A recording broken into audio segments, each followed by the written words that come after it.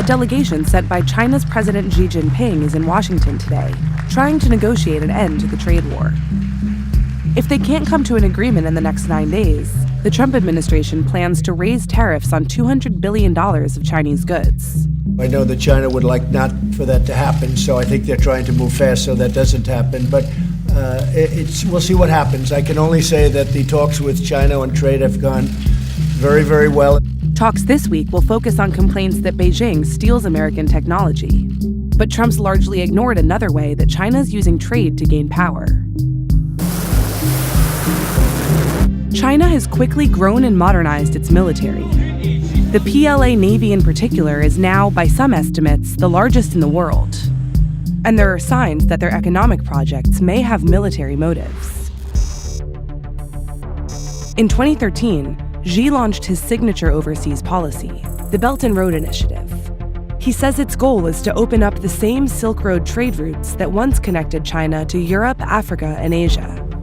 We found that 6 of the Belt and Road Initiative countries are countries that have benefited from debt relief the last time there was a major global debt relief package. And now they are borrowing from China. And another 26 or 27 of those countries are countries that essentially have a junk bond rating.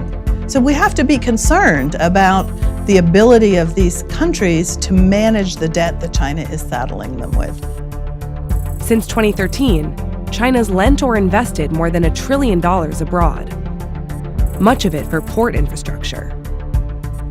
But most of that lending comes with conditions, and when another country can't pay, China takes advantage of its upper hand.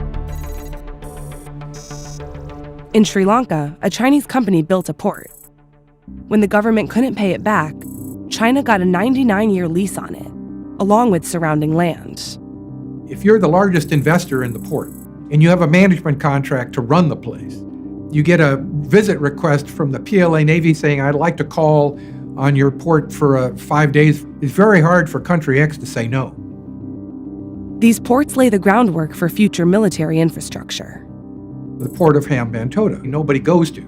It is ideally located right along that sea lane between the Straits of Hormuz from the Persian Gulf all the way to the Straits of Malacca. And so it's in a perfect location if, in the future, China was concerned about its sea lanes. You could put 2 or 3 destroyers there, a small squadron, to act as an escort. China already appears to be carrying out a similar plan in Djibouti, where it built a port in the country, then used that access to build its first overseas military base next door. The U.S. has a very important base in Djibouti, too, so they are trying to listen in on the things that we're doing, track the activities that we're doing.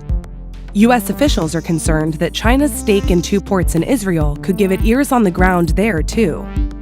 The Israeli government is reportedly reviewing a deal to let a Shanghai company operate Haifa Port, which the U.S. Navy regularly visits. The trend gives new meaning to China's expanding port network in and around the U.S., especially since Belt and Road seems to actually be part of a vision to build a world-class military, capable of confronting the U.S. Xi Jinping talks about realizing the China dream. He certainly wants to be treated as one of 2 great powers in the world.